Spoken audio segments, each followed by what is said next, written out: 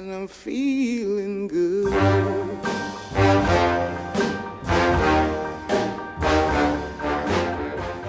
The Templeton Group had put together a $2.4 million study to determine whether or not prayer was effective. They gathered about 1,800 patients who were going to have heart bypass surgery and divided them into three groups. Group 1 were being prayed for and knew they were being prayed for. And Group 2 were being prayed for but only knew that it was possible. And Group 3 were not being prayed for by the selected groups but knew that it could be possible. And what they found was there was absolutely no discernible effect on the recovery. Other than? Well... a little statistical anomaly. There was one minor little hitch in their get-up, and that was that the people who were being prayed for and knew they were being prayed for, they had a slightly higher rate of complications. Now, I just love that this was the Templeton Foundation. Yeah. Because I hate those pricks. This Mr. Templeton has made it his business to take his money to fund all this stupid-ass research into to try to find, first of all, bad science from the get-go, right? Mm-hmm. You've got a belief, and he's trying to find evidence that the belief is true scientifically. That's what you do in science. Conclusion. Yeah, what you do in science is you have an effect that you're trying to explain. Right. And that's what you research. You don't start from an assumption that there is an effect. You have an actual effect, and they don't got one. And all that their research is showing is that there isn't an effect for them to do research on. Well, right, but that's... And to me, the way this study was put together was as good as you could possibly expect from bad science.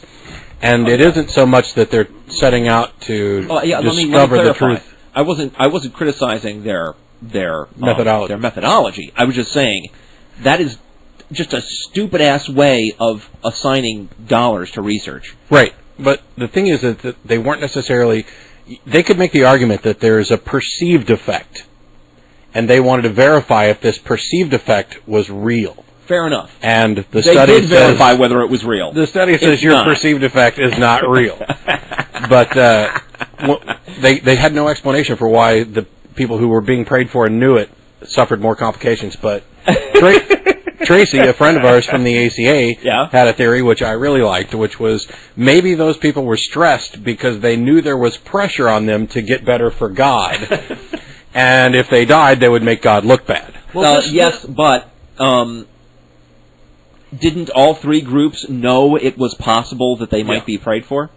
And it's only the ones that were told you're getting prayed for that had the effect? Yeah. The ones who knew for sure that they were being prayed for. Now, I imagine the people at the Templeton Foundation were praying that the results would be different. But, sometimes God says no. He answers all your prayers. No. And this time it was Sorry, no. That is a Christian-style excuse to just keep believing in this dumbass shit, even after it has been clearly indicated by an actual study that there's nothing there. But then the spin begins. Oh, yeah. No, I had concluded that first article by saying, personally, I'm hoping that they simply drop useless studies like this and focus on spending the money to improve the only demonstrably effective treatment for disease, which is medical science and not prayer. But, yeah, the spin begins. And it's no surprise. You've got to figure, okay, they've had these kind of studies in the past, and... If they seem to have shown that prayer was effective, the religionists jump all over it and say, we told you, look, prayer is effective. And then when we investigate the studies more, we find out their methodology was flawed or the data was outright faked. Yeah. And then that kind of disappears into obscurity. But when the study is clear and shows that there is no effect, it's time for the spin to begin. One guy wrote... I believe the test people who were not sick They had people who were not sick praying for the sick. What was the motivation of those people who were praying? Did they know those who were sick? Was there any relationship at all between those people who were praying in intercession and those for whom the prayer was directed? And essentially, he's saying that if you don't have a personal relationship with somebody, your prayers are meaningless and hollow.